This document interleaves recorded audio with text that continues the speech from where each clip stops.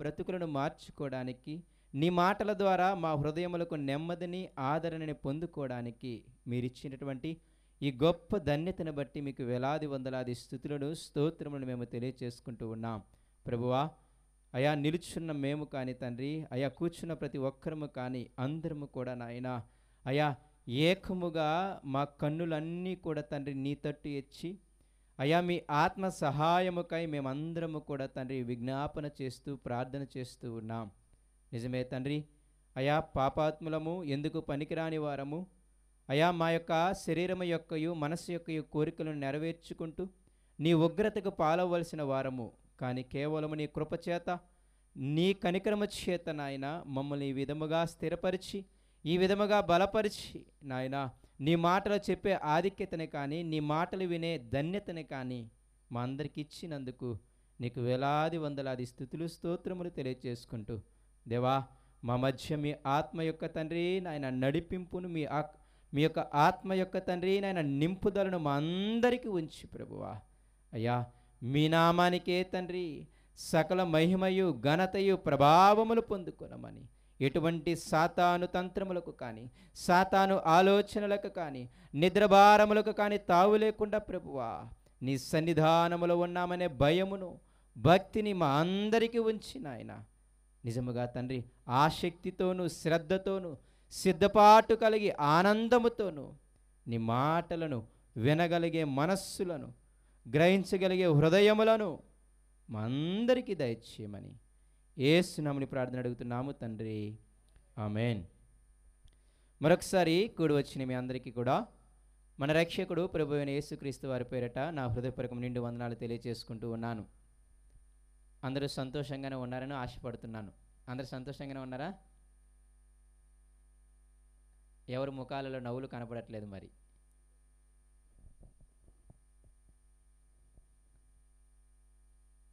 ముందుగా కొన్ని పరిచయ మాటలు నా గురించి చెప్పుకొని తదుపరి నేను వాక్యంలోనికి వెళ్తాను. నా పేరు జట్సన్ పాల్, మాది విజయవాడ. విజయవాడలోని ఒక చిన్న పాయకాపురం అనే విలేజ్లో మేము ఉంటాము. అయితే నేను చదువుకుంది నూజివీడు గ్రామంలో ట్రిపుల్ బీటెక్ మెకానికల్ ఇంజనీరింగ్ చదువుకున్నాను. నా చదువు అయిపోయి ఇప్పటికీ 8 సంవత్సరాలు అయింది. నేను చిన్నపిల్లనేం కాదు, నాకు 29 సంవత్సరాలు ఉన్నాయి. కాబట్టి మీరు చిన్నపిల్లోడుగా ఫీల్ అవ్వాల్సిన విషయం ఏమీ లేదు. అయితే నేను ఇంజనీరింగు నూజివీడు కాలేజీలో చదువుకున్నాను. చదువుకున్న తర్వాత ఒక 3 సంవత్సరాలు జాబ్ చేసి తర్వాత 3 సంవత్సరాల తర్వాత ఇక దేవుని పిలుపు మేరకు ఇలా దేవుని సేవకి నేను ఫుల్ టైం సేవకునిగా పూర్తి పరిచర్యకు నేను సమర్పించుకొని గత 3.5 సంవత్సరాలుగా నేను పరిచర్య చేస్తూ ఉన్నాను. విజయవాడలో ఒక చిన్న సంఘం ఉంటుంది, ఒక 15 మంది, ఒక చిన్న రెంట్ ప్లేస్ తీసుకొని అందులో ఒక 15 మందితో చిన్న సంఘం నడిపిస్తాము. అదేవిధంగా నూజివీడు ప్రాంతంలో కూడా మరి ఒక చిన్న సంఘం ఉంది, అక్కడికి ఒక 10 మంది అలా వస్తారు. కాబట్టి నేను పెద్ద పాస్టర్ గారిని ఏం కాదు, చిన్న పాస్టర్ గారిని. మీరు చక్కగా వినొచ్చు అన్నమాట. అయితే ఈ విధముగా దేవుడి యొక్క పిలుపు మేరకు నా చదువు అయిపోయిన తర్వాత చిన్న ఉద్యోగం చేసుకుంటూ మరి తర్వాత దేవుని సేవలకు వచ్చిన తర్వాత ఈ గత 3.5 సంవత్సరాలుగా ఈ విధంగా సేవ చేస్తూ ఉన్నాను. అయితే మరి మా ప్రాంతాల్లో సేవ చేసుకోకుండా ఇక్కడికి ఎందుకు వచ్చావయ్యా అనేది మీ యొక్క ప్రశ్న. అయితే ఎందుకు ఇక్కడికి వచ్చి ఉన్నాము అంటే, మేము ఇక్కడేదో సంఘం పెడదామనే ఉద్దేశం అస్సలే కాదు. ఉన్న 2 సంఘాలను కాయడమే చాలా తలనొప్పి అన్నమాట ఈ కాలాల్లో. కాబట్టి ఎక్కువ సంఘాలని కాయటము అంత మంచిదేం కాదు సేవకునికి. అయితే ఎందుకు ఇలా వచ్చి ఉన్నాము అంటే, దేవుని సువార్తని మీ అందరికీ కూడా అందించాలి అని.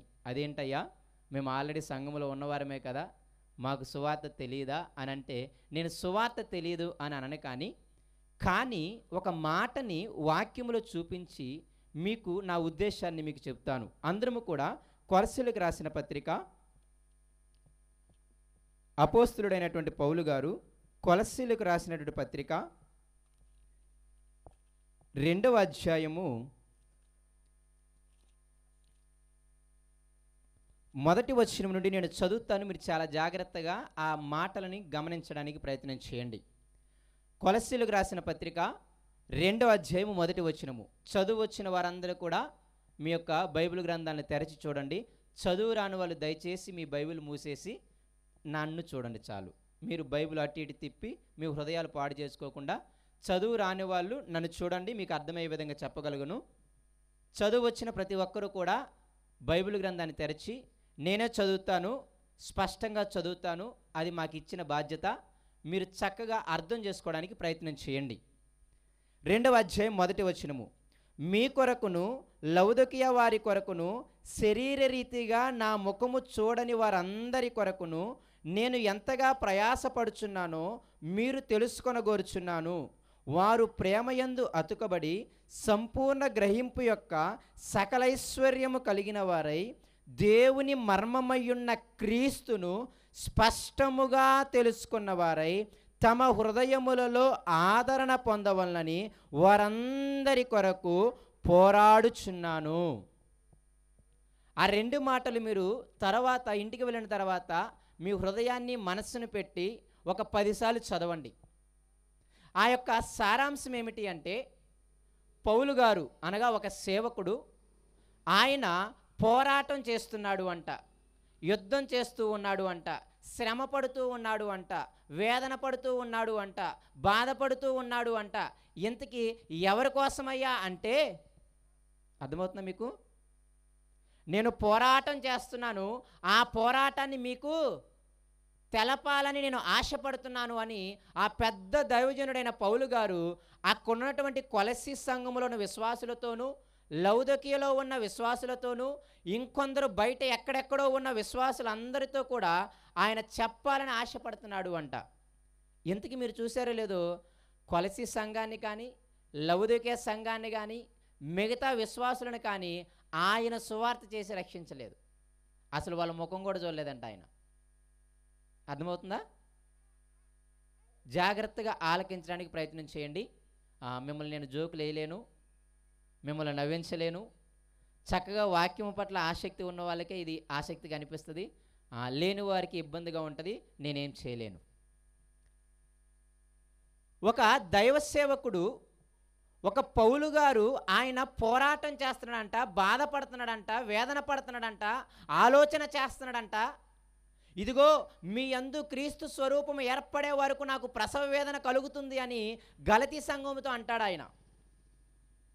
ఇంతకీ ఆయన పోరాటము, ఆయన బాధ ఇదంతా దేనికోసము అంటే, ఆయన ముఖము చూడని, ఆయన సువార్త చెప్పని, ఆయన బాప్తిస్మం ఇవ్వని, ఆయన రక్షించని, అసలు ఇంతవరకు ఆయన ముఖమే చూడని ఆ విశ్వాసులు ఉన్నారే ఒక్కొక్క పట్టణంలో, కొలస్సీ అనే ఊరిలో, లౌదోకియ అనే ఊరిలో, ఇంకా అనేక ఊర్లలో సంఘాలు ఉన్నాయా లేదా? విశ్వాసులు ఉన్నారా లేదా? దేవుని ఎరిగిన పిల్లలు ఉన్నారా లేదా? వాళ్ళందరి కోసం పోరాటం చేస్తున్నాడంట. ఎందుకయ్యా అంటే, వాళ్ళందరూ ఆదరణ పొందాలి అని. ఏంటంట? వాళ్ళందరి హృదయాలకి ఆదరణ రావాలి అని, వాళ్ళందరి హృదయాలు నెమ్మదిగా ఉండాలి అని, వాళ్ళందరి హృదయాలకి శాంతి కలగాలి అని, వాళ్ళందరి హృదయాలని ఎంకరేజ్ చేయాలని అంటాడు ఇంగ్లీష్లో. అయితే ఆదరణ అంటే ఏంటి తెలుసా? ఎంకరేజ్ చేయడం. ఎంకరేజ్మెంట్ ఎప్పుడు అవసరమవుతుంది? బాగా నిరుత్సాహంలో, బాగా వేదనలో, బాగా శ్రమలో, ఏం చేయాలో అర్థం కాని సమయంలో ఎవరైనా ఒక మాట, ఆదరించే మాట చెబితే ఎంత బాగుంటుందో అనే ఆశ చూస్తూ ఉంటాం మనందరం, అవునా కదా? అయితే పౌలు గారి ఉద్దేశం ఏంటి అంటే, ఈ ప్రపంచంలో ఎక్కడున్నవారైనా దేవుని నమ్ముకొని ఆయన పిల్లలుగా, విశ్వాసులుగా, దేవుని యొక్క పిల్లలుగా బ్రతుకుతున్న వారందరూ కూడా ఆదరించబడాలి అని, నెమ్మదితో, సుఖముతో, ప్రశాంతతతో జీవించాలి అని. అనగా ఎటువంటి టెన్షన్లు, ఎటువంటి భారాలు, ఎటువంటి మైండ్ ప్రెజర్లు లేకుండా ప్రశాంతంగా జీవించాలి అని ఆయన ప్రయాసపడుతున్నాడంట, ఆయన పోరాటం చేస్తున్నాడంట. మీ భాషలో చెప్పాలి అంటే, పౌలు గారు ప్రయాణాలు చేసి సువార్త చేస్తున్నారు. మీ భాషలో చెప్పాలంటే పౌలు గారు ఉపవాసాలు ఉంటున్నారు. మీ భాషలో చెప్పాలి అంటే పౌలు గారు ఏం చేస్తున్నాడు తెలుసా? పోరాటం చేస్తున్నాడు. దేంట్లో? ప్రార్థనలో కూడా. మీరు 2 కొరింథీ పత్రిక చదివితే, ఇదిగో నేను అనేక మారులు దెబ్బలు తిన్నాను, అనేక మారులు సముద్ర ప్రయాణంలో బాధలు పడ్డాను, అనేక మారులు జాగరణాలు అంటే నిద్రలేని రాత్రులు గడిపాను, అనేక మారులు ఏమైంది ఉపవాసాలున్నాను, ఇలాగా అనేకమైన శ్రమలు, ఒకసారి రాళ్లతో కొట్టబడ్డాను. ఇన్ని శ్రమలు పడ్డాడే, ఇన్ని వేదనలు పడ్డాడే, అయ్యా ఎందుకయ్యా అని అడిగితే ఆయన చెప్పే సమాధానం ఏంటి తెలుసా? యేసయ్యని ఎరిగి ఉన్న పిల్లలు ఎవరైతే ఉన్నారో వాళ్ళు ప్రపంచం నలుమూలల ఎక్కడ ఉన్నా సరే వాళ్ళందరూ కూడా నెమ్మదిగా, సుఖంగా, ప్రశాంతంగా, ఆనందంగా ఆదరించబడాలి అని ఆయన ప్రయాసపడుతున్నాడంట. అయితే ఎప్పుడు ఆదరణ వస్తుంది? దేనివల్ల ఆదరణ వస్తుంది అంటే ఆయన చెబుతున్న మాట ఏంటి అంటే, క్రీస్తుని గూర్చిన మర్మము స్పష్టముగా తెలుసుకున్నప్పుడు. ఆ 2వ వచనం అర్థం అదే. ఎలా ఆదరించాలనుకుంటున్నాను మిమ్మల్ని? మీరు మొదటిగా ప్రేమయందు అతుకబడి, రెండవది ఏంటి తెలుసా? సంపూర్ణమైన గ్రహింపు యొక్క సకల ఐశ్వర్యమును కలిగి క్రీస్తుని గుర్చిన మర్మమును గురించి ఏం తెలియాలంట? స్పష్టంగా తెలుసుకున్న వారై ఆదరణ పొందవలనని. అంటే మనిషినికి ఎప్పుడు ఆదరణ వస్తుంది అంటే, మనిషి హృదయానికి ఎప్పుడు నెమ్మది వస్తుంది అంటే, దేనివల్ల ఆదరణ వస్తుంది అంటే, దేనివల్ల నెమ్మది వస్తుంది అంటే, ధనం వల్ల కాదు, ఆరోగ్యం వల్ల కాదు, ఉద్యోగం వల్ల కాదు, లేకపోతే ఇంకోటి వల్ల ఆదరణ రాదు. మరి దేనివల్ల ఆదరణ వస్తుంది? క్రీస్తుని గూర్చిన మర్మము స్పష్టముగా తెలుసుకోవటం వల్ల, క్రీస్తుని గూర్చిన జ్ఞానములో ఐశ్వర్యవంతులు అవ్వటం వల్ల. అలా ఐశ్వర్యవంతులయ్యి దేవుని ఎడల చూపిన ప్రేమ ఉందే, దేవుడు మన ఎడల చూపిన ప్రేమ ఉందే, ఆ ప్రేమను నువ్వు అందరి ఎడల చూపుతూ ఉంటే, ఈ 2 విషయాలు నువ్వు కానీ చేయగలిగితే భూమి మీద అత్యంత ప్రశాంతంగా బ్రతికే వ్యక్తి ఎవరంటే ఈ 2 విషయాలు చేసే వ్యక్తే. అందుకే మీకు వాక్య పఠనం చేయించాను. ప్రయాసపడి సమస్త భారాలు మోయించిన జనులారా నా యొద్దకి రండి, నేనేం కలుగు చేస్తాను? ఈ మాట మీకు కంటత వాక్యం, అవునా కాదా? యేసయ్య ఏం చెప్పాడు అంటే, మీరు సమస్తమైన చాలా ప్రయాస అంటే ఏంటంటే కష్టము, శ్రమ, వేదన, బాధ, మూల పదాలకు అర్థం అది. ఈ శ్రమలు, ఈ కష్టాలు, ఈ వేదనలు, ఈ బాధలు, ఈ ఆరోగ్య సమస్యలు, అప్పుల సమస్యలు, లేకపోతే గొడవలు, కొట్లాటలు, ఇంకా ఏవేమైనా తీసుకోండి, ఇవన్నిటి ద్వారా ఏమవుతున్నారంటే చాలా కష్టాల్లో మునిగిపోయి చాలా ప్రయాస పడుతున్నారు జనాలు. ఈ కష్టాలు, ఈ ప్రయాసలనే భారములు ఏమైపోతున్నారంటే కృంగిపోతూ ఉన్నారు. భారము మోయిచున్న అర్థం ఏంటంటే భారములతో కృంగిపోవటం అన్నమాట. ఏ శ్రమ వచ్చినా మనకి జరిగేదేంటి? కృంగుదల, అంతేనే కదా? యేసుక్రీస్తు వారు ఆ రోజు ఆ మాట అన్నారే, ఇదిగో మీ అందరికీ విశ్రాంతిని, నెమ్మదిని, ప్రశాంతతని కలుగజేసేవాడిని ఎవరిని అంటే నేనే అని ఏ మాట అయితే యేసయ్య చెప్పాడో అదే యేసయ్యని వెంబడించే ఈ యొక్క దైవజనుడైన పౌలు గారు ఏమంటున్నాడు తెలుసా? యేసయ్య వచ్చింది కూడా మళ్ళీ చెబుతున్నాను, మతం స్థాపించడానికి కానే కాదు. వ్యాధులతో ఎవరు పట్టించుకోకుండా బాధపడుతుంటే వారికి ఆదరణ ఇవ్వడానికి. అందుకే 38 సంవత్సరాల నుండి కోనేటి దగ్గర ఎవడు పట్టించుకోకుండా అలాగే ఉన్నాడు. అప్పుడప్పుడు విచిత్రం అనిపిస్తుంది. మనిషి అంటే కంపల్సరీ తల్లిదండ్రులు ఉంటారుగా. సరే, తల్లిదండ్రులు పోయి ఉన్నారు అనుకుందాం. ఒకవేళ 38 సంవత్సరాలు అయింది, భార్య నుండి ఉండొచ్చుగా. సరే, భార్య కూడా చనిపోయింది అనుకుందాం, పిల్లలన్నీ ఉండొచ్చుగా. సరే, పిల్లలు లేరు, భార్య లేదు, తల్లిదండ్రులు కూడా లేరు అనుకుందాం, బంధువులన్నీ ఎవరొకరు ఉండొచ్చుగా. కానీ ఎవడు పట్టించుకోకుండా 38 సంవత్సరాలు దిక్కులేని వాడిగా ఆ కోనేరు దగ్గర కూర్చున్నాడు. వెళ్ళి మునుగుదామనుకునే లోపు ఎవరొకరు మునుగుతున్నారు. అక్కడ రాయబడిన మాట ఏంటంటే అసలు ముంచటానికి ఎవరు కూడా అతనికి సహాయము చేసేవాడు లేడు. అప్పుడు యేసయ్య వాని ఎడల కనికరపడి, 12 ఏళ్ల నుండి రక్తస్రావం కలిగిన స్త్రీ ఉందే, ఆమె వేదన అంతా ఇంత కాదు, ఆమెను ఊరిలోకి రానివ్వరు. యూదులు కంపల్సరీగా ఆమెను ముట్టుకుంటే ఏమవుతుంది? అపవిత్రమని చెప్పి ఆమెను ఊరిలోకి రానియకుండా ఎక్కడో ఊరి బయట ఉంచుతూ ఉంటారు. అలాగ 12 సంవత్సరాలు వేదనను అనుభవించింది ఆ స్త్రీ.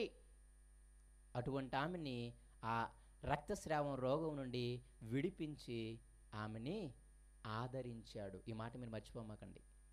కుష్ఠరోగం కలిగినప్పుడు, అయ్యా కుష్ఠరోగం ఏం చేసేవాళ్ళు తెలుసా? ఊరి బయట చెత్త కుప్పల దగ్గర కూర్చోబెట్టుకునే వాళ్ళు. ఎందుకు?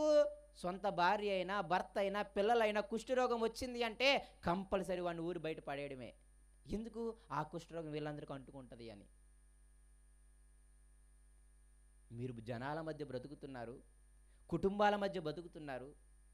ఇదిగో ఊరిలో జనాల మధ్య బంధువుల మధ్య మీరు బతుకుతున్నారు కాబట్టి ఆ ఒంటరితనం యొక్క విలువ మీకు తెలియదు. ఒక నెల రోజులు ఊరు బయట బతకండి, ఎవరు మాట్లాడకుండా ఎవరు ముద్ద పెట్టకుండా ఉంటే మీకు అర్థమవుతుంది. ఇదిగో ఆ కుష్ఠరోగి అందుకే అనేది, ఆ కుష్ఠరోగి ఎందుకన్నాడు తెలుసా? నీకు ఇష్టమైతే నా యందు దయ ఉంచి నాకు సహాయం చెయ్యయ్యా అని ఎందుకు అడిగాడు అంటే, ఆ ఊరు బయట ఎవరు పట్టించుకోనే వాళ్ళు లేక. అప్పుడు ఆయన ఏం చేశాడంట? కనికిరపడి ఆయనకేం కలిగించాడు? ఆదరణ కలిగించాడు. ఇలా చెప్పుకుంటూ పోతే మళ్ళీ చెబుతున్నాను, యేసయ్య భూమి మీదకి వచ్చింది మనిషిని ప్రశాంతంగా బ్రతికేలా చేయడానికి. ఈరోజు మనిషికి లేనిది ప్రశాంతత, ఈరోజు మనిషికి లేనిది నెమ్మది, ఈరోజు మనిషికి లేనిది అన్నీ ఉన్నాయి. ధనం ఉంటుంది కానీ ప్రశాంతత ఉండట్లేదు, ఉద్యోగాలు ఉంటున్నాయి ప్రశాంతత ఉండట్లేదు. మీరు చూడండి, ఉద్యోగులు ఉన్న వాళ్ళు ఆత్మహత్యలు చేసుకుంటున్నారు, ధనం ఉన్న వాళ్ళు ఆత్మహత్యలు చేసుకుంటున్నారు. మంచి మంచి చదువులో టాప్ ర్యాంకర్స్ కూడా ఆత్మహత్యలు చేసుకుని చచ్చిపోతున్నారు.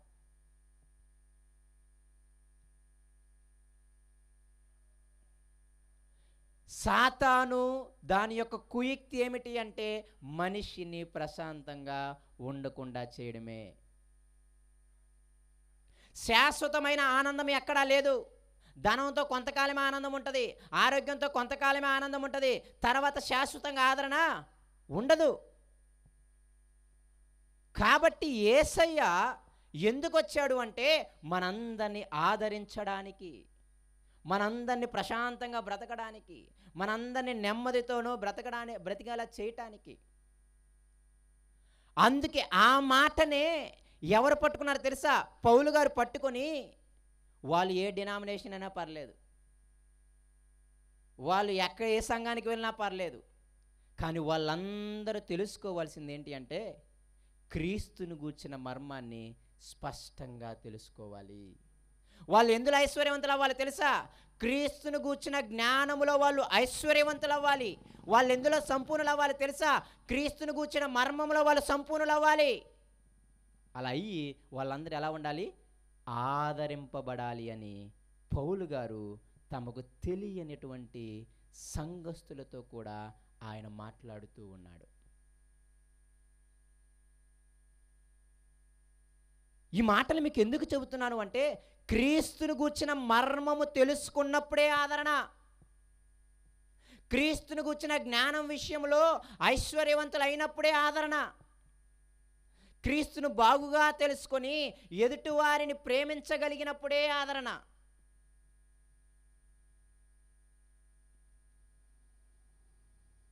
ఒక సేవకుడు ఈ విషయం కోసమే తాపత్రయపడాలి. సేవకుణ్ణి పోల్చిన పోలికంటే తెలుసా? ఆత్మీయ తండ్రి. సంఘాన్ని పోల్చిన పోలికంటే తెలుసా? పిల్లలు. సేవకుడు తండ్రి, విశ్వాసులు పిల్లలు కదా. ఇప్పుడు తల్లిదండ్రులు ఏం కోరుకుంటారు చెప్పండి? మీ పిల్లలు ఎప్పుడు మైండ్ బ్రదర్తో చచ్చిపోవాలని కోరుకుంటారా? మీ పిల్లలు ఎప్పుడు దిగాలుగా ఉండాలని కోరుకుంటారా? మీ పిల్లలు ఎప్పుడు అనేకమైన బాధలతో, శ్రమలతో, రోగాలతో చచ్చిపోవాలని కోరుకుంటారా? యేసయ్య అన్నమాట, చెడ్డవారైన తల్లిదండ్రులు మీరే ఎంత బాగా ఆలోచిస్తే, మరి పరలోకపు తండ్రి మంచి తప్ప చెడు తెలియని వ్యక్తి, పరిశుద్ధత తప్ప అపరిశుద్ధత ఎరగని వ్యక్తి, న్యాయము తప్ప అన్యాయము తెలియని వ్యక్తి, నీతి తప్ప అనీతి తెలియని వ్యక్తి, న్యాయవంతుడు, సత్యవంతుడు. అటువంటి ఆయన మనము ప్రశాంతంగా ఉండాలని కోరుకోడా? మనము నెమ్మదితో ఉండాలని కోరుకోడా? భూమి మీద తల్లిదండ్రులు కోరుకోని వారు కొందరన్న ఉన్నారు, కానీ పరలోకమందున్న తండ్రి మాత్రము మనందరినీ కూడా చక్కగా ఆదరణతో, ప్రశాంతతతో, చక్కగా ఆనందముతో నిద్రపోవాలని కోరుకుంటున్నాడు. చివరికి తల్లిదండ్రులు మీ కష్టమంతా దేనికి చెప్పండి? పిల్లలు చక్కగా చదువుకొని నీలాగా ఎండలో కష్టపడకుండా, నీలాగా ఒకటి కింద పని చేయకుండా, అంతేనే కాదా? చక్కగా ఉద్యోగం చేసుకొని ధనం సంపాదించుకొని, ఇదిగో నాకేమో ఉండి లేనింది, ఏదైనా చిన్న రోగం వస్తే చూపించుకోలేని అంత స్థితి, వాడికన్నా ఒక మంచి ఉద్యోగం వస్తే ఏ రోగం వచ్చినా చూపించుకోవడానికి కావాల్సిన ధనం ఉంటుంది. ఇదిగో నేను సరిగ్గా పిల్లలకి అన్నీ ఇవ్వలేకపోయాను, వానికన్నా ఉద్యోగం వస్తే తన పిల్లని చక్కగా చూసుకుంటాడు. అంతేనే కదా? ప్రతిదీ కూడా తల్లిదండ్రులు ఆలోచించేది ఏంటంటే పిల్లవాడు పిల్లగత్తే, అంటే నా మాటలు తప్పుగా అర్థం చేసుకోమాకండి, కుమారుడు కుమార్తె ఇద్దరు కూడా ప్రశాంతముగా, నెమ్మదిగా, సుఖముగా ఉండాలన్నదే వాళ్ళ ధ్యేయం. అంతేనే కదా? దీనికోసమే మీరు చచ్చిపోయేదాకా శ్రమపడేది. నేను మళ్ళీ చెబుతున్నాను, యేసయ్య కూడా మనలందరినీ కూడా చక్కగా ఆదరణతో బ్రతకడానికే మనల్ని పిలుచుకున్నాడు. అలాగా ఆదరణ లేని అనేక కుటుంబాలని ఆదరించటానికే, ఆదరణ పంచటానికే మనల్ని పిలుచుకున్నాడు. దానికి మారు పేరే చీకటిలో ఉన్న నిన్ను వెలుగులోనికి పిలుచుకున్నాడు. ఎందుకంటే నువ్వు వెలుగులో అనగా ఆదరించబడుతూ ప్రశాంతంగా ఉంటూ, చీకటిలో అనగా ప్రశాంతత లేక, నెమ్మది లేక, నాశనానికి జోగాడుతున్న అనేక మందికి నీ ఆదరణని పంచి, అనగా ఏంటి తెలుసా? నీకు ఆదరణ ఎలా వచ్చింది? క్రీస్తుని గురించి స్పష్టంగా తెలుసుకోవడం బట్టి, ఆయన గూర్చిన వాక్యము స్పష్టంగా తెలుసుకోవడం బట్టి, ఆయన గూర్చిన మాటలు స్పష్టంగా తెలుసుకోవడం బట్టి. అందుకే మీరు చూడండి, ధనము లేకపోయినా చాలని జీవితంతో శ్రమలున్నా, వ్యాధులున్నా సుఖంగా నవ్వుతూ బ్రతకగలివాడు ఎవరున్నారంటే ఒక క్రైస్తవుడే. అందులో మళ్ళీ నకిలీ క్రైస్తవులు ఉన్నారు, వాళ్ళ గురించి నేను మాట్లాడట్లే. క్రీస్తుని గురించి స్పష్టంగా, ఈ మాట బాగా జ్ఞాపకం ఉండాలి మీకు ఈరోజు, స్పష్టంగా తెలిసిన వాడు 25 సంవత్సరాలుగా వానికి కిడ్నీ వ్యాధి ఉన్నా సువార్త చేయడం మాత్రం ఆపడు ఆయన. 25 సంవత్సరాలుగా ఆయనకి తిండి తినడానికి సరిగ్గా లేకపోయినా దేవుని సువార్త చేయడానికి ఆయన ఆపడు. 25 సంవత్సరాలుగా తన కుటుంబీకులు, బంధువులు తన ఇంటికి పిలవకపోయినా ఆనందముతో సువార్త చేసుకుంటూ వాళ్ళతోనే తన పిల్లలుగా, తన కుటుంబంగా తిరుగుతుంటాడు.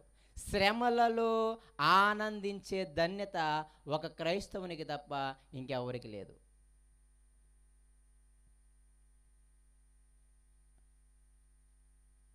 ఇదంతా ఎందుకు చెప్పాను అంటే, పౌలు గారి తాపత్రయం అది. మీరు ఏ సంఘం వల్లైనా నవ్వండి, మీరు ఎక్కడికన్నా వెళ్ళండి, మీ సంఘాలలో మీరు వాడబడండి, కానీ మేమెందుకు వచ్చి ఉన్నాము అంటే క్రీస్తుని గురించి ఇంకొంచెం స్పష్టత మీకు ఇవ్వటానికి, అంతే. క్రీస్తు జ్ఞానమును గురించి కొంచెము స్పష్టత మీకు ఇచ్చి, ఇంకొంచెం మిమ్మల్ని ఐశ్వర్యవంతులు చేసి, మీరు చక్కగా అందరి అలా ప్రేమ చూపేలా ఉండి, మీరు మీ కుటుంబాలు ప్రశాంతంగా ఉండాలి అని. అదే మా ఉద్దేశం. ఇక్కడ సంఘం పెట్టడం, మా సంఘానికి మిమ్మల్ని వెతికెళ్ళిపోం.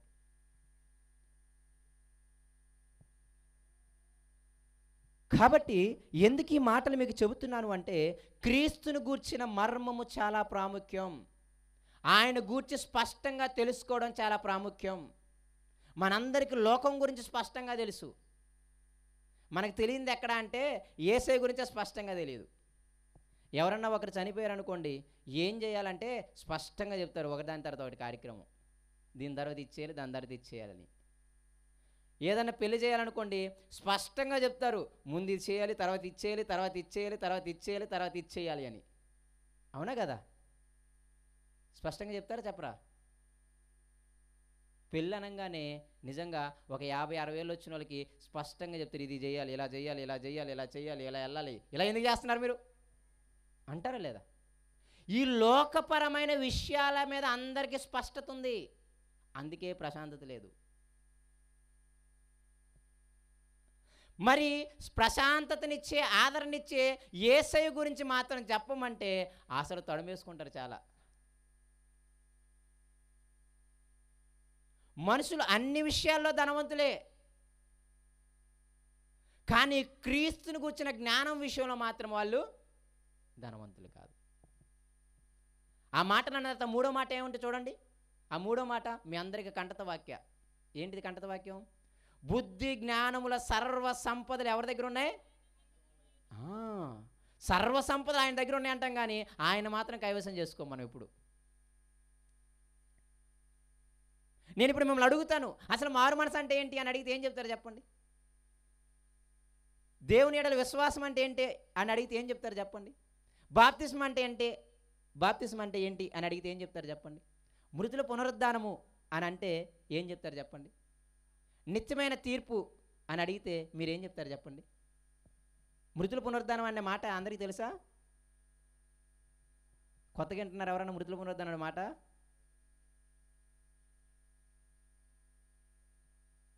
మారు మనసు అని ఏంటో చెప్పమని మీకు ఒక 2 నిమిషాలు టైం ఇస్తే మారు మనసు గురించి చెప్తారా? అసలు దేవుని యెడల విశ్వాసం అంటే ఏంటో అని ఒక 2 నిమిషాలు సమయం ఇస్తే దేవుని యెడల విశ్వాసం అంటే ఇదయ్యా అని చెప్పగలమా? బాప్తిస్మం అంటే ఏంటి అసలు ఎందుకు అని అడిగితే ఒక 2 నిమిషాలు మీరు చెప్పగలరా? మిమ్మల్ని తక్కువ చేయడం నా ఉద్దేశం కాదు. మేమేదో నీతిమంతులమని మీరేదో తక్కువ వాళ్ళని చూపడం నా ఉద్దేశం కాదు. ఆలోచించండి. లోకపరమైన విషయాల గురించి స్పష్టంగా తెలుసు. ఏది చేస్తే బతుకుతామో బాగా తెలుసు. కావాలంటే యూట్యూబ్ వీడియోలు ఇని మరీ ఎవరు చేయింది చేసి మరీ ఎక్కువ ధనాన్ని సంపాదిస్తాం. అవునా కదా? లోకపరమైన విషయాల పట్ల చాలా స్పష్టత ఉంటుంది. మనకు లేని స్పష్టత ఎక్కడంటే క్రీస్తుని గురించిన మర్మము విషయంలో. ఇక నేను మిమ్మల్ని ఒక ప్రశ్న అడుగుతాను. రోజు బైబిల్ చదివే అలవాటు ఎంతమందికి ఉంది? చేతులు ఎత్తాల్సిందే మీరు. రోజు బైబిల్ చదివే అలవాటు ఎంతమందికి ఉంది? ఎంతసేపు చదువుతారు చదివేవాళ్ళు? ఓ పావు గంట. ఎన్ని అధ్యాయాలు అవుతాయి పావు గంటలో? ఒక అధ్యాయం. ఇద్దరే ఎత్తారు చదివేవాళ్ళు. మిగతా వాళ్ళు మొహమాటానికి ఎత్తలేదా? నిజంగా చదవరా?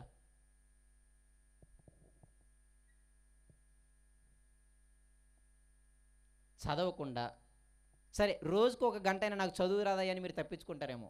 అవునా కదా? సరే చదువు రాని వాళ్ళ కోసమే యూట్యూబ్ మెసేజ్లు ఉండేది. రోజుకు ఒక అరగంట అయినా ఎవరొకరు వాక్యం వింటానయ్యా దేవుని మాటలు అనేవాళ్ళు చేతులు ఎత్తండి.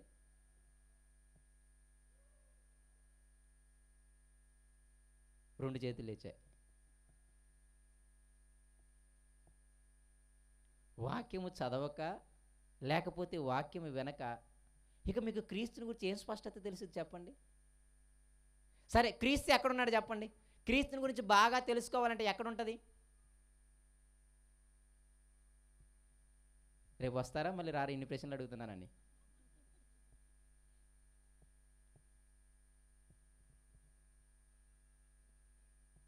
క్రీస్తుని గురించి ఎక్కడ దొరుకుతుంది చెప్పండి?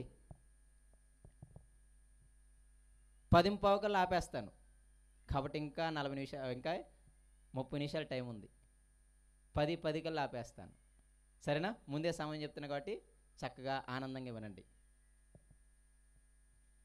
ఎందుకు ఈ మాట చెబుతున్నాను అంటే, మరి క్రీస్తుని గురించి చదవక, క్రీస్తుని గురించి వినక, మరి ఆయన గురించి మీకు స్పష్టంగా ఎలా తెలుసుద్ది? మీకు నెమ్మది ఎలా వస్తుంది? మీకు ప్రశాంతత ఎలా వస్తుంది? మీ కుటుంబం నెమ్మదిగా ఎలా ఉంటుంది? మీ కుటుంబం ఎలా ఆదరించబడుతుంది? ఒకసారి ఆలోచించండి. ఇక్కడ పౌలు చాలా క్లియర్గా చెబుతున్నాడు. దైవ సేవకుడు చాలా క్లియర్గా చెబుతున్నాడు. నా ఉద్దేశం ఏంటంటే, విశ్వాసులైన నా పిల్లలున్నారే, నా ఆత్మీయ పిల్లలు, వీళ్ళందరూ ప్రశాంతంగా సుఖంగా నెమ్మదితో మనం అంటాం కదా ఆయురారోగ్యాలు అంటామా? ఆయురారోగ్యాలు. నిజంగా దేవుడు అందుకే మనల్ని పిలుచుకుంది ఆయురారోగ్యాలతో ప్రశాంతంగా ఉండాలి అని. మరి ఎన్ని కుటుంబాలు ప్రశాంతంగా ఉంటున్నాయి? మనం నమ్ముకుంది సమాధానకర్తని, మన ఇంట్లోనే సమాధానం ఉండదు. ఇంకేముంది సమాధానకర్తని నమ్ముకొని? నా మాటలు ఎత్తి చూపించడానికి కాదు, మిమ్మల్ని తక్కువ చేయడానికి కాదు, మిమ్మల్ని దూషించడానికి కాదు. ఆలోచించండి చాలు. మేము కూడా ఇంతకుముందు ఎరుగున వారమే, మేమేమి పెద్ద జ్ఞానవంతులమేమి కాదు. కాబట్టి ఎవరిని తక్కువ చేయటం లేదు, ఎవరిని ఏదో అనాలని మన ఉద్దేశం కాదు. ఈరోజు దేవుని మాటలు మనం ఆలోచించడం మన ఉద్దేశం అంతే.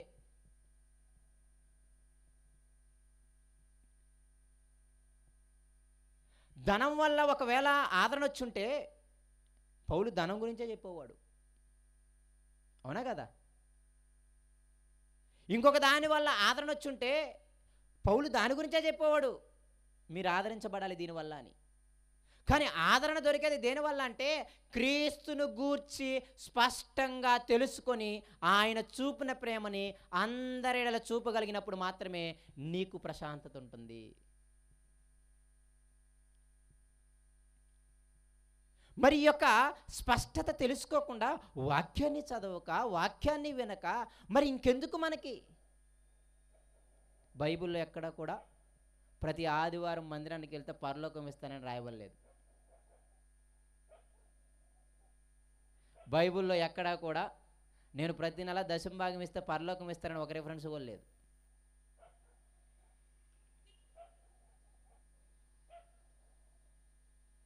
బైబిల్లో ఎక్కడా కూడా నేను మంచి సువార్త కూడిక పెట్టించాను అని అంటే పరలోకం ఇస్తానని ఎక్కడా లేదు.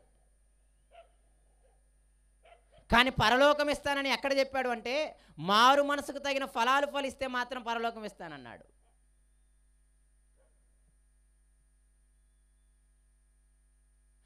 పరలోకం ఎప్పుడు వస్తుంది అంటే మారు మనసు పొందినప్పుడు. మారు మనసు అంటే అర్థం ఏంటి తెలుసా? మనస్సు మారటం, అంతేనే కదా? దాన్ని ఇంగ్లీష్లో ఏమంటారు అంటే రిపెంటెన్స్ అంటారు, అంటే పశ్చాత్తాపం. ఏంటిది? పశ్చాత్తాపం. తెలుగులో మారు మనసు అని ఉంటుంది, కానీ మారు మనసుకి ప్రతి ఇంగ్లీష్ వర్డ్ ఏముంటుంది అంటే రిపెంటెన్స్ అని ఉంటుంది. అంటే దానికి తెలుగులో అర్థం ఏంటంటే పశ్చాత్తాపం. మారు మనసు పశ్చాత్తాపం అంటే అర్థం ఏంటి తెలుసా? ఇంతకుముందు ఒక మనసు ఉండేది. ఏ మనసు తెలుసా? యేసయ్య అన్నా, యేసయ్య వాక్యం అన్నా చెడ్డ సిరాకు నాకు. యేసయ్య వాక్యం చదివే అలవాటు నాకు ఉండేది కాదు. ఇంతకుముందు మనసు ఏ మనసు? వాక్యము చదవని మనసు. ఇప్పుడు యేసయ్య దగ్గరికి వచ్చావుగా, ఇప్పుడు ఆ మనసు ఏమవ్వాలి అంటే ఏమవ్వాలి? ఇప్పుడు చదివే మనసు అవ్వాలి, అంతేనే కదా? ఇంతకుముందు మనసేమో చదవని మనసు, ఇప్పుడు నేను యేసయ్య దగ్గరికి వచ్చి మారు మనసు పొందానయ్యా అంటున్నావు. ఇప్పుడు ఏం మారింది మనస్సు? ఇంతకుముందు చదవని మనసు ఇప్పుడేమో బైబిల్ని చదివే మనసు. ఇంతకుముందు ఎవరు వాక్యం చెప్పినా సరే చక్కగా నా పని నేను చేసుకునేవాడిని, అది నా మనసు. మీటింగ్ ఎక్కడుంటే నేను ఊరు బయట ఉండేవాడిని, అది నా మనస్సు. అయితే ఇప్పుడు నా మనసు ఏమైపోయింది? మారిపోయింది. అంటే ఏమైపోయింది? మీటింగ్ ఎక్కడుంటే అక్కడ ముందు నేనే ఉంటున్నా, అంతేనే కదా? అది మారు మనసు అంటే. పశ్చాత్తాపం అంటే ఏంటి తెలుసా? సేమ్ అదే. అయ్యో, ఇంతగా ప్రేమించిన దేవుణ్ణి, అతడు ఇచ్చిన వాక్యాన్ని నేను చదవలేకపోయాను ఎంతకాలం, ఇప్పుడైనా నేను చదువుతాను అని పశ్చాత్తాపడటమే మారు మనస్సు. అయ్యో, నా పాపముల కోసం చనిపోయాడు యేసయ్య, అటువంటి యేసయ్యను నేను పట్టించుకుంది, అటువంటి యేసయ్య మాటలా నేను వినంది అని చెప్పి అయ్యో ఇంతవరకు ఉన్న ఆ కఠిన హృదయమును బట్టి యేసయ్య దగ్గర పశ్చాత్తాపడి అయ్యా ఇప్పుడైనా నీ మాటలు వింటానయ్యా. రెండు ఒకే పదాలు, మారు మనసు అన్న పశ్చాత్తాపం అన్న. ఈ కోవలో తీసుకుంటే మనం మారు మనసు పొందనట్టే. బైబిల్ ఎంతమంది చదవట్లేదో, చదువు రాకుండా ఎంతమంది వినట్లేదో, మీరందరూ బాప్తిజాలు తీసుకొని ఉండొచ్చేమో, కానీ అది మారు మనసుకు తగిన ఫలాలు మాత్రం ఫలించడం కాదు. మారు మనసుకు తగిన ఫలాలు ఫలించిన ప్రతి చెట్టు ఏమైపోద్ది? వాక్యాలు మాత్రం మనకు బాగానే తెలుసు. ఎందుకు ఈ మాటలు మీకు ఇంత నొక్కి చెబుతున్నాను అంటే, మీరు యేసయ్యని స్పష్టంగా తెలుసుకోకపోతే మీ జీవితాలకి నెమ్మది ఉండదు, మీ కుటుంబాలకి నెమ్మది ఉండదు, మీ ప్రయాస అంతా కూడా వ్యర్థమే. ఆదివారం అందరూ ఆడుకోవడానికి అటు ఇటు వెళ్తుంటారు, మీరేమో 2 గంటలు 3 గంటల సంఘానికి వస్తుంటారు. అంత సమయం కేటాయిస్తున్నారు కదా, దానికి ప్రతిఫలం ఉండాలి కదా. కాబట్టి భూలోకంలో దేని వల్ల కూడా ఆదరణ లేదు, ఒక్క యేసయ్యను గురించి స్పష్టంగా తెలుసుకోవడం బట్టే. అనగా యేసయ్యకి ఉన్న మరొక పేరు వాక్యము. మీ అందరికీ తెలిసిన మాట. భూమి మీద మనిషి బ్రతకాలంటే ఏం కావాలి? భూమి మీద మనిషి బ్రతకాలంటే, ఈ శరీరము బ్రతకాలి అంటే ఏం కావాలి? ఆహారం. పలు రకాలు ఉన్నాయి, దేంతో అన్న బతికేయచ్చు. కానీ ఆత్మ బ్రతకాలి అంటే చెప్పండి, మీకు తెలుసు ఏంటిదంట? ఆత్మని రక్షించగలిగే శక్తి కలిగైన ఏకైక వాక్యం. ఆత్మని రక్షించటానికి ఆహారము ఈ భూమి మీద ఒకటే, అదేంటిదంట? వాక్యము. లేఖనములో ఏముంది? నిత్య జీవం ఉందని వాటిని మనం ఈ మాటలు చదవలేదా? లేఖనములో ఏముంది? నిత్య జీవం అంటే నిత్యము జీవించే స్థితి, నిత్యము నాశనమయ్యే స్థితి. ధనవంతుడు అయ్యేది ఏంటి తెలుసా? నిత్యము నాశనము. అవునా కదా? ధనవంతుడు తెలుసా లేదా? నా మాటలు వినపడుతున్నాక మీరు ఎందుకు అంత కష్టపడుతున్నారు? పిల్లలు ఏడుస్తున్నట్టు అంత ఏం లేదు, నాకంటే మీకే బాగా తెలుసు. అయినా మీరు విచిత్రంగా చూస్తున్నారు. జాగ్రత్తగా ఆలకించండి. ఏం చెప్తున్నాను? ధనవంతుడు. ఓకే, ఫాస్ట్గానే ఉన్నారు. నిత్య జీవం, నిత్య నాశనం అంటే అర్థమేంటి తెలుసా? ధనవంతుడు నాశనం అవుతున్నాడు, కేకలేస్తున్నాడు, అయ్యా ఇక్కడ నేను తట్టుకోలేకపోతున్నావు, చొక్క నీరు ఇవ్వమంటున్నాడు. ఎంతకాలం అలా నాశనం అవుతూ ఉంటాడు? ఎంతకాలం? నిత్యము. ఓ 60 సంవత్సరాలు అయితే పోయేది, ఒక 30 సంవత్సరాలు అయితే పోయేది, ఒక 40 సంవత్సరాలు అయితే పోయేది. మహా అంటే ఈ భూమి మీద 60 సంవత్సరాలు. అలాగే నరకం కూడా ఒక 60 సంవత్సరాలు అయితే ఏ బాధ ఉండేది కాదు. నీకున్న అప్పులు కానీ, నీకున్న రోగం కానీ ఈ 60 సంవత్సరాల వరకే. తర్వాత రోగం ఉండదు, అప్పులు బాధ ఉండదు. అవునా కదా? కానీ చనిపోయిన తర్వాత నిత్యము నాశనం అవ్వాలి. ఒకవేళ ధనవంతుని నేను అడిగితే ఎంతకాలం, నేను ఒకవేళ ధనవంతుడు అడుగుతాడు అనుకుందాం, అయ్యా అబ్రహమా నేను ఎంతకాలం ఈ అగ్నిలో కేకలు వేయాలి నీటి చుక్క కోసం అంటే నిత్యము అంటే దానికి ఎండింగ్ లేదు. ఒకవేళ లాజర్ని అడిగితే, లాజర్ని అడిగితే, లాజరు అబ్రాహాముని అడిగితే, అయ్యా నేను ఎంతకాలం ఇక్కడ సుఖంగా ఉంటాను, ఎంతకాలం నేను నీ రొమ్మున ఆనుకొని ఉంటాను, ఎంతకాలం ఈ దేవదూతలు నన్ను ఎత్తుకొని వచ్చి ఈ బంగారపు వీధుల్లో, ఈ బంగారపు ఇల్లులో, ఈ పరలోకములో ఆకలి లేదంట, దప్పిక లేదంట. అంతేనే కదా? ఎప్పుడైనా మీకు అర్థమవుతుందా? ఆకలి దప్పిక లేదంటే ఆనందపడాల్సింది లేడీసే అనమాట. ఆకలి దప్పికుంటే శ్రమ మీకే. అవునా కదా? అన్నం వండాలి, అంట్లు తోమాలి. ఆకలి దప్పిక లేకపోతే ఆనందం మీకే. పరలోకం అటువంటి లోకం అంట. ఆకలి ఉండదంట, దాహం ఉండదంట, రోగాలు ఉండవంట, స్త్రీ అని పురుషుడు అంటూ భేదం అంటూ ఏమీ ఉండదంట. నిత్యము ఆనందము, నిత్యము సుఖము. ఎంతకాలం అని అంటే అప్పుడప్పుడు అనిపిస్తుంటుంది ఎవరికి? లాజర్కి. అమ్మో ఇదేమన్నా 3 నెలలు ముచ్చటేమో అని అబ్రాహాముని అడిగితే అబ్రాహాము ఒక ధైర్యం కలిగిన మాట చెప్పాడంట, నిత్యము నువ్వు సుఖంగా ఉంటావు అని. అది దాని అర్థం. నిత్యము జీవించే స్థితిని నిత్య జీవము అంటారు. మరి ఆ నిత్య జీవం ఎక్కడుంది? లేఖనాలలో అనగా వాక్యములో అనగా యేసుని గూర్చి స్పష్టముగా తెలుసుకోవటంలో. నేను ఎందుకు ఇంత నొక్కి చెబుతున్నాను అంటే వాక్యము అంత ఇంపార్టెంట్ అన్నమాట. వాక్యం అంత ప్రాముఖ్యం. మీ చేతిలో ఉన్న వాక్యమే. మనందరికీ మళ్ళీ ఒక కంటతో వాక్యం. బాధల్లో శ్రమల్లో నెమ్మదినిచ్చేది ఏంటి? బాధల్లో శ్రమల్లో ఆదరించేది, నెమ్మదినిచ్చేది ఏంటి? అబ్బా ఎంత బాగా చెప్పాను చూడండి. మరి బాధల్లో శ్రమల్లో నిజంగా వాక్యం ద్వారా మీరు ఆదరించబడుతున్నారా?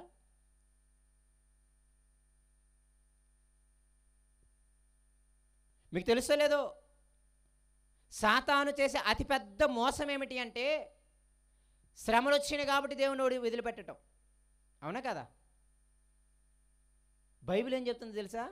భక్తులు ఏం చూపిస్తున్నారు తెలుసా? శ్రమలు వచ్చినప్పుడు ఎక్కువగా దేవుడి దగ్గరికి వచ్చారు వాళ్ళు. మీకు అర్థమవడానికి ఒక విషయం చెప్తా. అయ్యా ఎందుకు రాలేదయ్యా అని అడిగితే సంఘానికో, లేకపోతే ఎందుకయ్యా బైబిల్ స్టడీకి రాలేదు, లేకపోతే ప్రేయర్కి ఎందుకు రాలేదంటే ఈ మధ్య శ్రమలు ఎక్కువయ్యాయా అంటారు. ఒకవేళ భక్తుల దగ్గరికి వెళ్ళి శ్రమలు ఎక్కువైనప్పుడు ఏం చేశారు అంటే, రోజు ఒక అరగంట బైబిల్ చదివాను అనుకోండి, శ్రమలు వచ్చినప్పుడు గంట చదివేవాళ్ళంట. మామూలుగా ఆనందంగా ఉన్నప్పుడు అరగంట సేపు ప్రార్థన చేస్తే, శ్రమలు వచ్చినప్పుడు గంట సేపు ప్రార్థన చేసేవాళ్ళంట.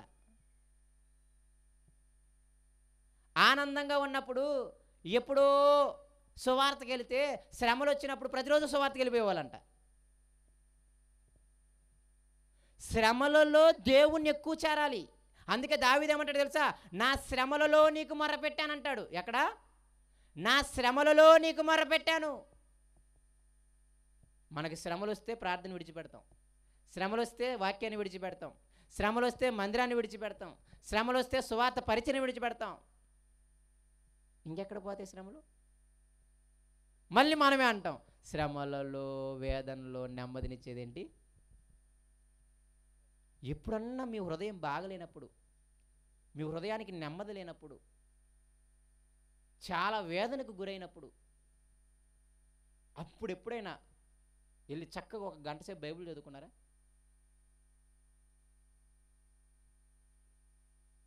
అలా చదివితే ఆ వాక్యము, ఆ దేవుడు మీతో మాట్లాడి మీకేం కలిగిస్తాడు? ఆదరణ కలిగిస్తాడు. ఎందుకు ఈ మాటలన్నీ మీకు చెబుతున్నాను అంటే, వాక్యం అనేది అంత ప్రాముఖ్యం. రేపు నిన్ను నన్ను నిత్యము జీవించేలా చేయాలి అంటే వాక్యము కావాలి. రేపు నిన్ను నన్ను నిత్యము దేవునితో సదాకాలము నివాసం చేసేలా చేయాలి అంటే వాక్యము కావాలి. రేపు నీవు నేను యేసయ్యలాగా ఆ సింహాసనం మీద కూర్చోవాలి అంటే, యేసయ్య ఎలాగైతే ఈ లోకాన్ని జయించాడో వాక్యం అనే విశ్వాసము చేత, మనము కూడా జయించినప్పుడు మాత్రమే జయించిన వానినే నా పక్కన కూర్చోబెట్టుకుంటాను అన్నాడు.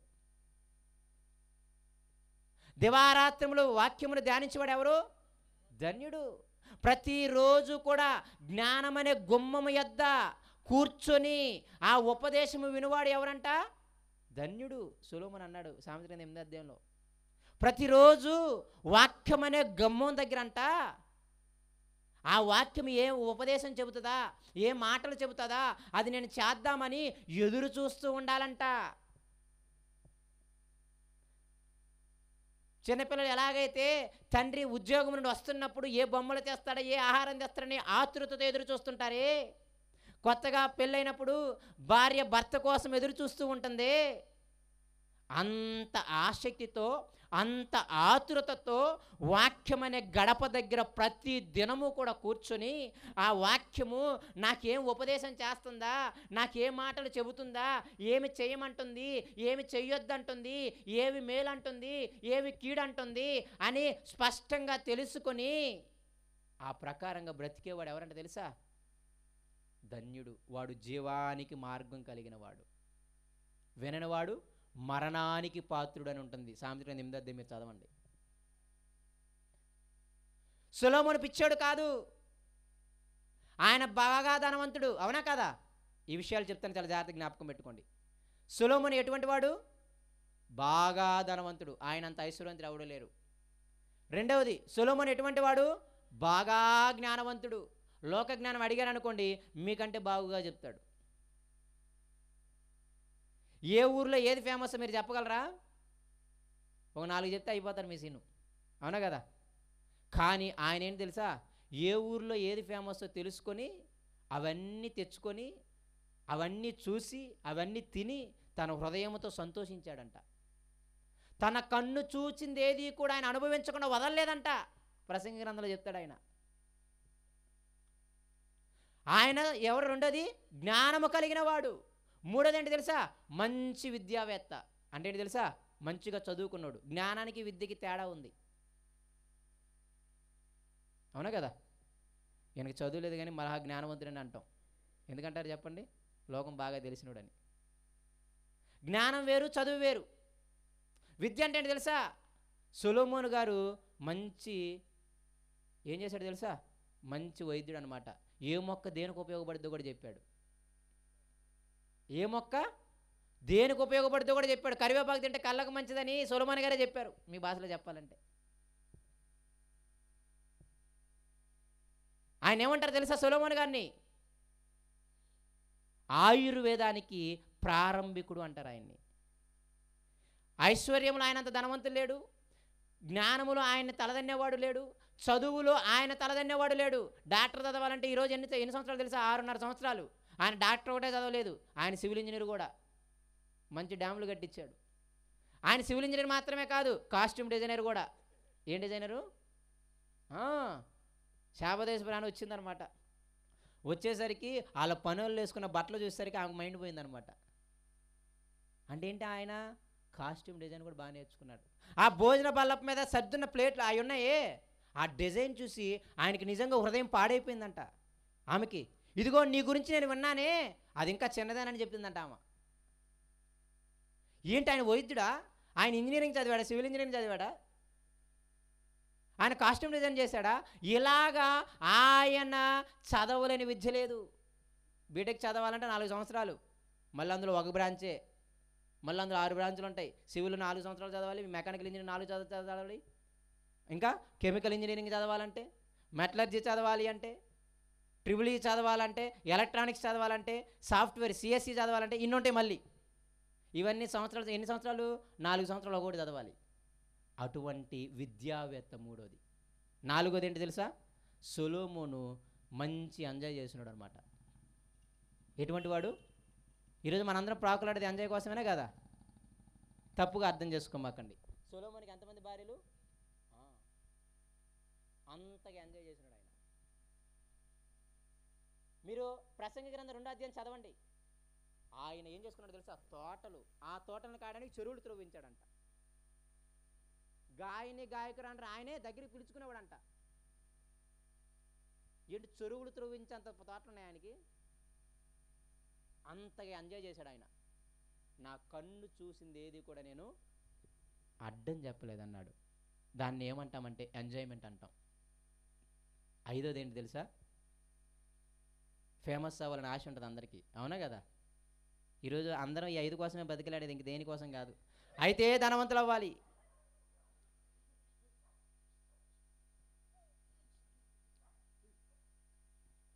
టైం అయింది, నా ముగించేస్తాను 10 నిమిషాల్లో. వాక్యపడిన ఏదో చదివించావయ్యా, దాన్ని మాత్రం పట్టుకోలేదని మాత్రం తిట్టుకోమాకండి. కానీ మీకు జ్ఞానము అనగా వాక్యము అనగా క్రీస్తుని గురించిన మర్మము స్పష్టంగా తెలుసుకోకపోతే అసలు వృధా ప్రయాస. సొలొమోను దేంట్లో? మొదటిగా ఐశ్వర్యంలో. ఈరోజు అందరూ ప్రాకులాడేదంతా ధనవంతులు అవ్వాలి అని. 2వది జ్ఞానం, నాకు సమస్తమైన జ్ఞానం కావాలంటాడు. 3వది మంచి విద్యావేత్త, ఒకరికొకరికి ఇష్టం అనమాట. వెనక 4-5 డిగ్రీలు ఉంటాయి. అప్పుడు మీరు చూసారా, పేరేసి 5-6 డిగ్రీలు వేస్తాడనమాట. కొందరు అడిగితే 40 సంవత్సరాలు 50 సంవత్సరాలు వచ్చి ఇప్పటికి చదువుతున్నాం అంటారు పిహెచ్డీలు. మంచి విద్యావేత్త. 4వది మంచిగా ఎంజాయ్ చేసినాడు. ఈరోజు అందరి ఉద్దేశం అదే, సంపాదించాలి, ఎంజాయ్ చేయాలి, ఇంకో జీవితం లేదు. 5వది ఏంటి? నేను ఏ విధంగానే ఫేమస్ అయిపోవాలి.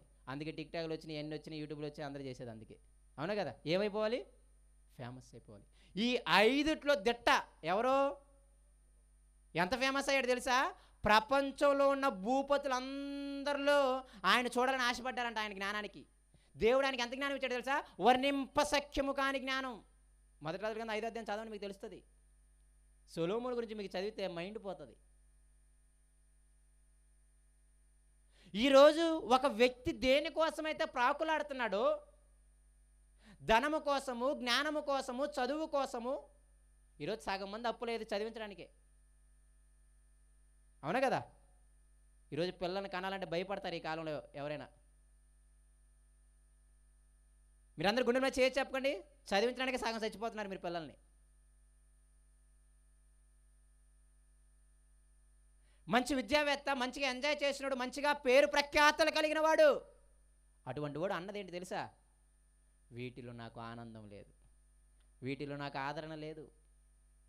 అయ్య బాబోయ్, ఒకరోజు అవసాన దశ వచ్చింది, ఒకరోజు దుర్దినాలు వచ్చాయి, ఒకరోజు ముసలితనం వచ్చింది. ఆటో ఎక్కాలంటే వణుకుతున్నాను, పాదం తీసి ఇంకో పాదం వేద్దామంటే వణుకుతున్నాను. ఇదిగో మంచం మీద పడ్డాను, ఇప్పుడు వచ్చి 1 లక్ష రూపాయలు కట్టేసిన దాని ముందు నాకు ఆనందం రావట్లే. ఎందుకు? నాకు ఇప్పుడు కట్ట కాదు కావాల్సింది, లేపు ఒక ముద్ద పెట్టేవాడు కావాలి. అంతేనే కదా. మంచం మీద లేగలేని స్థితిలో ఉన్నప్పుడు డబ్బు డబ్బు అని కొట్టుకున్నారే, 1,00,000 కట్టిచ్చేస్తాడు, ఏమైనా ఆనందం ఉంటుందా? అప్పుడు అంటారు, అదే ఆయన అంటాడు, గుర్తుపెట్టుకోండి యవనస్తులారా, గుర్తుపెట్టుకోండి జనలారా, నడి వయసు లేత ప్రాయం అన్నీ కూడా ఏమైపోతాయి? గతించిపోతాయి. గతించిపోవా?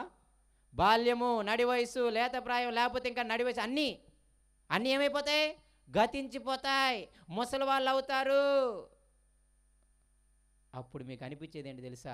వీటి యందు నాకు సంతోషము లేదు, వీటి వల్ల నాకు ఆదరణ రాలేదు, వీటి వల్ల నాకు నెమ్మది రాలేదు. మరి ఏంటయ్యా మేలు? ఏంటయ్యా మేలు? సొలొమోను అడగండి, చెప్తాడు.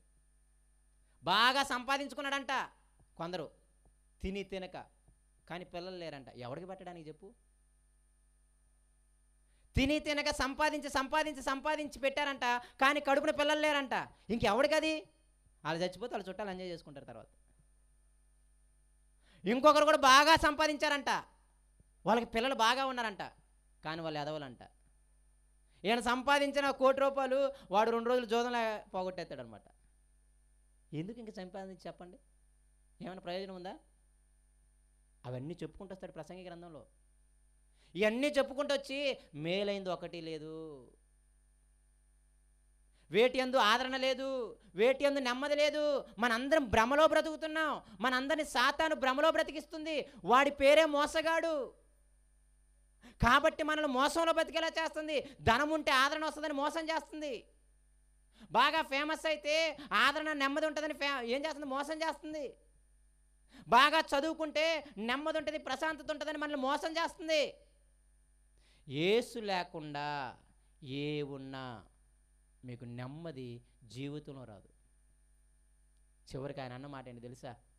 నాకు మేలైంది మాత్రం ఒకటే కనపడిందంట. 11 అధ్యాయాలు వివరించాడు. మళ్ళీ 11 అధ్యాయాలు వివరించి 12 అధ్యాయానికి వచ్చి ఏమంటాడంటే, ఇంత వివరించానే, ఇంతకీ నాకు ఒకటి కూడా మేలైంది కనిపించలేదు, కానీ ఒకటి మాత్రం మంచి మేలైందంట. ఏంటి తెలుసా? దేవుని ఎడల భయము భక్తి కలిగి, రేపు ఒకానొక రోజు తీర్పు ఉంది, చచ్చిపోయిన తర్వాత ప్రతి గూఢమైన అంశమును గురించి నిన్ను ఏమో అడుగుతాడు దేవుడు? లెక్క అడుగుతాడు అన్న భయము భక్తి కలిగి ఉన్న ఆ ఒక్కటి మాత్రమే మేలంట. ఏం మేలు? రేపు చనిపోయిన తర్వాత బ్రతుకు లేదు, ఇది ఒకటే జీవితం, ఇక ఎంజాయ్ చేసేద్దాం, చచ్చిపోయిన తర్వాత ఎవడు చూసి వచ్చాడు అంటే, అందుకే ముందు రాశాడు లాజర్ని ధనవంతుణ్ణి. ఇద్దరు చనిపోయి ఏం చేయబడ్డారు? పాతిపెట్టబడ్డారా లేదా? కానీ కింద వచనం చదవంగానే అప్పుడు ఒకడు పాతాళంలో ఉన్నాడంట. ఇదేం విచిత్రం? చచ్చిపోయారు, చాప్టర్ క్లోజ్ కదా, పాతి పెట్టేసాం, చాప్టర్ క్లోజ్ కదా, అంతేనే కదా. మనందరం పాతి పెట్టి వచ్చేసి ఇక ఇక్కడ ఆయన లేడు అని అంటామా లేదా? మరి అదేంటి? బైబిల్లో ఏముంది? యేసయ్య ఏం చెప్పాడు? అప్పుడు అతడు పాతాళంలో బాధపడుతున్నాడంట. ఒక ఆయనేమో అబ్రాహాము రొమ్మున ఆనందపడుతున్నాడంట. అంటే చనిపోయిన తర్వాత ఏముందని? బ్రతుకుందనే. చనిపోయిన తర్వాత ఏముందని? అమ్మో వేదన స్థలం ఉంది, ఇంకోటి ఏముంది? నెమ్మది పొందే స్థలం ఉంది. ఇంతకు ఎందుకు వస్తాయి నెమ్మది పొందే స్థలం, వేదన పడే స్థలం? నీకు ఇష్టం వచ్చినట్టు బ్రతికావు. ధనవంతుడు ఏ పాపం చేయలేదు, మళ్ళీ ఒకటే పెద్ద పాపం భూమి మీద, నీ ఇష్టం వచ్చినట్టు బతకడం. నీకు ఇష్టం వచ్చినట్టు నువ్వు బతికావు కాబట్టి నువ్వు వేదన అనుభవిస్తున్నావు. ఈయన దేవునికి ఇష్టం వచ్చినట్టు బతికాడు కాబట్టి నెమ్మదిగా ఉన్నాడు. చనిపోయిన తర్వాత బతుకుంది. మనకి భ్రమకి గురి చేస్తుంది. మనం మోసపోతున్నాం. మనం భక్తిహీనుల యొక్క, దేవుణ్ణి ఎరగని వారి యొక్క అభివృద్ధి చూసి మనం ఏమనుకున్నాం తెలుసా? అమ్మో ఈ భక్తి వ్యర్థం అనుకుంటున్నాం. అదే కదా, భక్తిహీనుల క్షేమం చూసి నీతి వ్యర్థమని ఇక నేను అనుకొనగా, మ్యాథ్స్ గారి పాట, అవునా కదా? ఆ మాట ఎక్కడుంది? కీర్తన గ్రంథంలో ఉంది. ఒక ఆసాపు దైవ సేవకుడు, లేవి గోత్రికుడు అనుకున్నాడంట, భక్తిహీనులేమో సుఖంగా ఉన్నారు, దేవుని సేవ చేసి నేనేమో తినడానికి లేక సస్తున్నాను, ఇక ఎందుకు భక్తి వ్యర్థం, ఎందుకు నా చేతులు పరిశుద్ధంగా చేసుకోవడం, ఎందుకు నేను నడవడి పరిశుద్ధంగా ఉంచడం, ఇక వ్యర్థం అనుకున్నాడంట. అసలు దీని విషయం ఏంటో ఒకసారి దేవుని ఆలయంలోకి వెళ్ళి ధ్యానిద్దామని పూనుకున్నాడంట. వాక్యం దగ్గరికి వచ్చి చదివేసరికి ఆయనకు అర్థమైంది ఏంటి తెలుసా? భక్తిహీనులు క్షేమంగా లేరంట. వాళ్ళు నరకానికి ఒక్క అడుగు త్రొట్టుల్లో ఉన్నారంట. ఎక్కడున్నారంట? వాళ్ళు నాశనానికి ఒక్క అడుగు తొట్టులో ఉన్నారంట. అప్పుడు అర్థమైన తర్వాత అంటాడు, నేనెంత పసుపురాయుణ్ణి, ఈ భక్తిహీనులు క్షేమంగా ఉన్నారని చెప్పేసి, దేవుని ఎరగని వారు క్షేమంగా ఉన్నారని నేను మోసపోయాను. వాక్యం దగ్గరికి వస్తే తెలిసింది నాకేమని, వాళ్ళు హఠాత్తుగా నాశనం అవుతారు అని. భక్తిహీనులు దేంతో పోల్చాడు తెలుసా? గడ్డితో పోల్చాడు. అర్థం ఏంటి? ఉదయాన్నే చూసి పచ్చగుంది అనుకుంటావు, మధ్యాహ్నం ఒక గట్టి అండేస్తే సాయంత్రానికి అది వాళ్ళ జీవితం. మనమేమో పచ్చగా ఉన్నదే చూస్తున్నాం, ఎండిపోయింది చూడట్లేదు. ఎంత సమయం పడుతుంది చెప్పండి ఎండిపోవడానికి? వాళ్ళు ఎటువంటి వాళ్ళు తెలుసా? పువ్వు లాంటి వాళ్ళు. అంటే అర్థం ఏంటి? ఎంత సమయం పడుతుంది వాడిపోవడానికి? వాళ్ళు ఎటువంటి తెలుసా? పచ్చ ఆకుకూర లాంటి వాళ్ళు. ఎంత సమయం పడుతుంది ఆకుకూరలు వాడిపోవడానికి? ఒకరోజు బయట పెట్టేస్తే రెండో రోజు మళ్ళీ మీరు ఆకుకూర వండుకోలేరు. వాళ్ళు ఎలాంటి వాళ్ళు అంటే తెలుసా? చెట్టు చుట్టూ, మొదల చుట్టూ ఉన్న పొద లాంటి వాళ్ళు అంట. పొద బాగా కనపడుతుందంట, 2 అడుగులు వెనక్కి చూస్తే అక్కడ ఏముండదంట. ఇవన్నీ దేనికి పోలికలు అనుకుంటున్నారు? మీరు పచ్చదనాన్నే చూస్తున్నారు కానీ ఎమ్మట వాడిపోయే స్థితిని జ్ఞాపకం పెట్టుకోవట్లే. ఇవన్నీ ఎందుకు మీకు చెబుతూ ఉన్నాను అంటే, అంత జ్ఞానవంతుడు సొలొమోను కదా, అంత ధనవంతుడు కదా, అంత పేరు ప్రఖ్యాతులు సంపాదించినవాడు కదా, ఆయన అన్నది ఏంటంటే, యెహోవా ఎడల భయభక్తులు నేర్చుకోండి మీరు. ఎవరి ఎడల? యెహోవా ఎడల భయభక్తులు నేర్చుకోండి మీరు. భయభక్తులు అంటే అర్థం ఏంటి తెలుసా? సామెతల గ్రంథం 1వ అధ్యాయం చదవండి. మీరు రాసుకుంటే ఇవన్నీ, లేకపోతే నేనేం చేయలేను. 1వ అధ్యాయం చదివితే భయభక్తులు అంటే ఏంటో చెప్తాడు. 1వ అధ్యాయం సామెతల గ్రంథం తర్వాత ఇంటికి వెళ్ళి చదవండి. 2 గ్రూపులు ఉంటాయి, పాపానికి ప్రేరేపించే వాళ్ళు, నీతికి ప్రేరేపించే వాళ్ళు. పాపులు ప్రేరేపించినప్పుడు నువ్వు ఒప్పమాకు అంటాడు, నీతికి ప్రేరేపించినప్పుడు మాత్రం ఎల్లు అంటాడు. భయము భక్తి ఉన్నాడు ఏం చేస్తాడు? పాపులు ప్రేరేపించినప్పుడు వెళ్ళడు, నీతిమంతులు ప్రేరేపించినప్పుడు వెళతారు అన్నమాట. అదే భయము భక్తి అంటే. దేవుని మాటలు, ఆయన మాటలు బాగా ఎరిగితే మనకు భయము భక్తి అలవడుతుంది. ఏం చెయ్యాలో ఏం చేయకూడదు అలవడుతుంది. అమ్మో ఈ పాపం చేస్తే ఎలా దేవుడు శిక్షిస్తాడో మనకు తెలుస్తుంది. ఈ నీతి కార్యం చేస్తే ఎలా కాపాడుతాడో మనకు తెలుస్తుంది. అపరిశుద్ధంగా అపవిత్రంగా ఎట్టబడితే అట్ట బ్రతికితే ఎలా శిక్షించాడో కొందరు భక్తుల జీవితాలు చూస్తే మీకు తెలుస్తుంది. ఇదిగో నీతిగా, న్యాయంగా, యథార్థంగా, కష్టమైన నష్టమైన దేవునికి ఇష్టంగా బతికినప్పుడు ఎలా కాపాడాడో మీకు అర్థమవుతుంది. ఇవన్నీ ఎక్కడ తెలుస్తాయి? క్రీస్తుని గూర్చిన మర్మాన్ని స్పష్టంగా తెలుసుకున్నప్పుడు, వాక్యం యొక్క లోతుల్లోకి వెళ్ళినప్పుడు.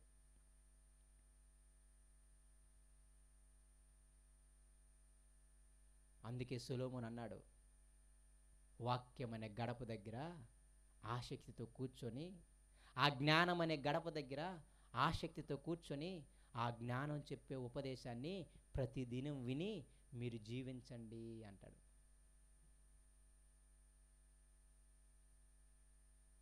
నా కుమారులారా, నా కుమారులారా బ్రతిమలాడతాడు, నీ తండ్రి చెయ్యి ఉపదేశమును త్రోసివేయ మాకు.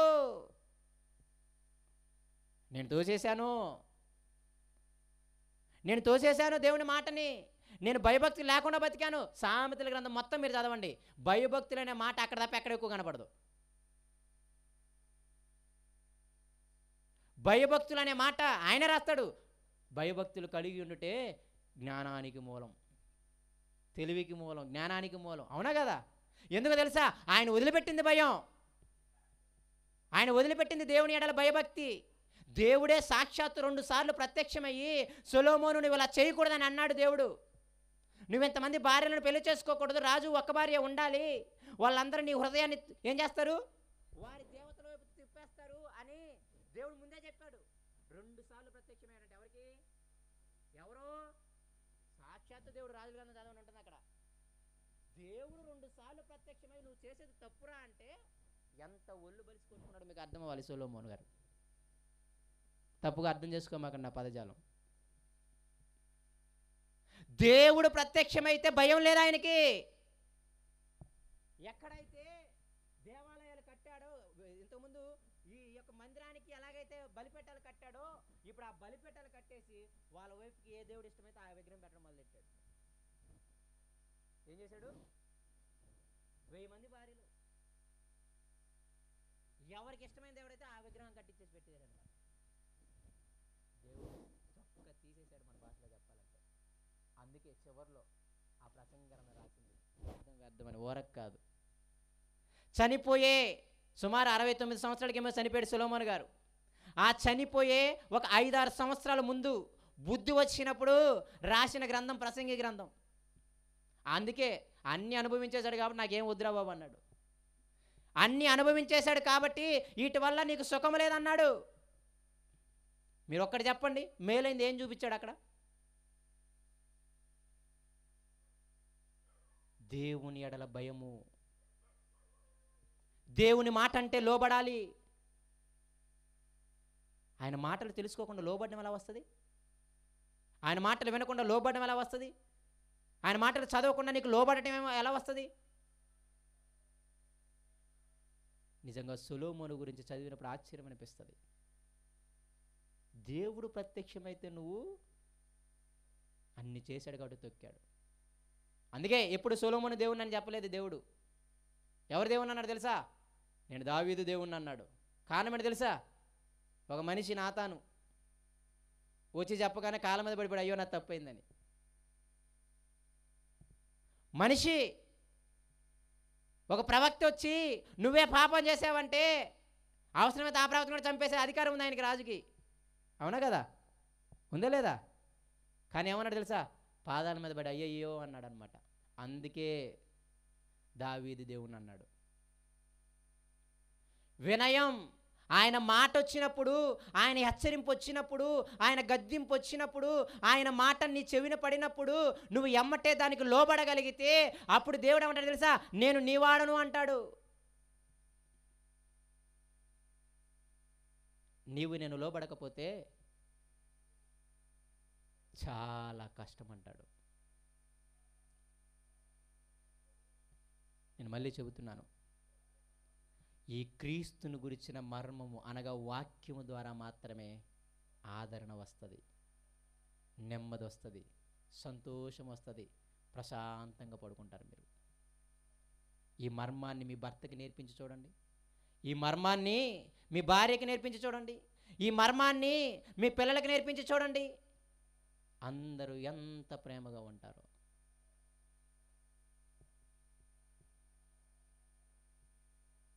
అప్పుడప్పుడు మీరు చూస్తుంటారా లేదా? ఆ కుటుంబం చూడండి దేవుళ్ళు ఎంత బాగుంటుందో. కుటుంబం దేవుళ్ళలో ఉంటుంది. భార్య, భర్త, పిల్లలు అందరూ అని వాళ్ళు చూసినప్పుడు మీకు ఆనందం వేస్తుందా లేదా? ఎందుకు ఆనందం వేస్తుంది చెప్పండి? మీ ఇంట్లో ఎవరో లేరు అలా. మీ భర్త, మీ భార్య, మీ పిల్లలు ఎవరో అలా లేరు. దానికి కారణం ఏంటి? వాళ్ళు క్రీస్తుని గురించి మర్మం స్పష్టంగా తెలుసుకొని దేవుని పనిలో ముందు ఉంటారు. మనకి ఎంతకాడికి ధనాపేక్ష, చాలా కష్టం.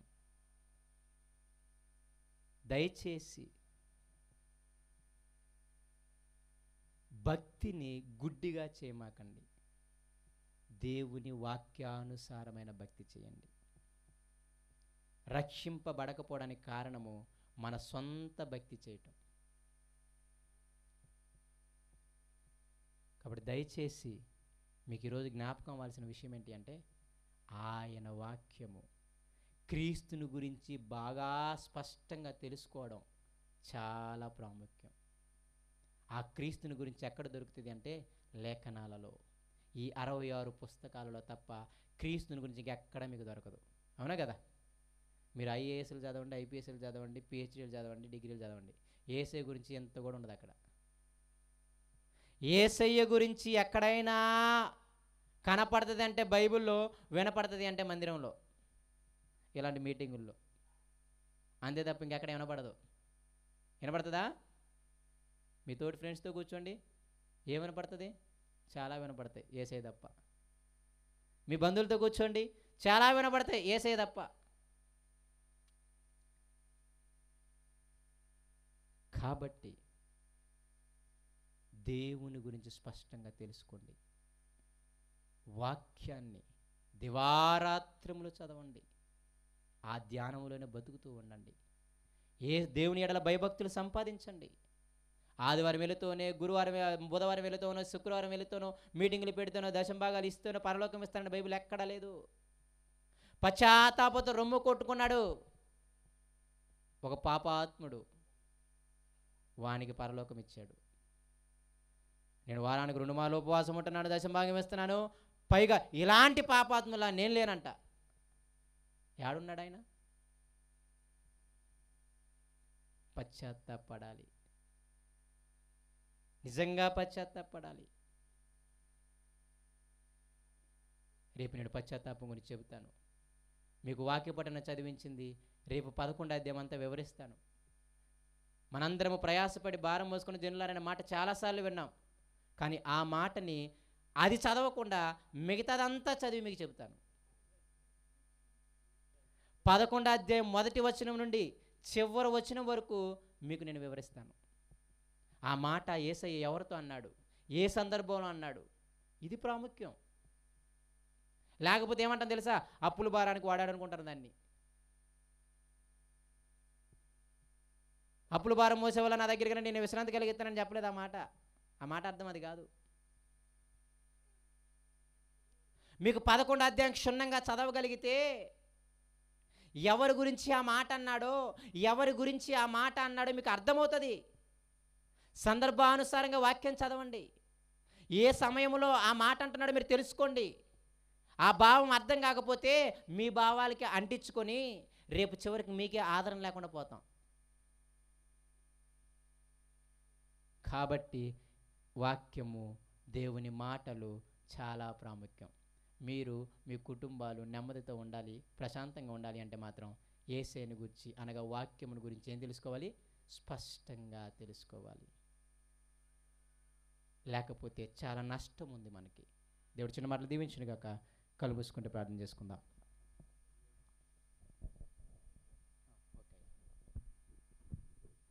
చెప్పబడిన వాక్యం నిమిత్తము మన మధ్యనున్న అయ్యగారు ప్రార్థన చేస్తారు. అందరం ప్రార్థనలోకి భవిద్దాం.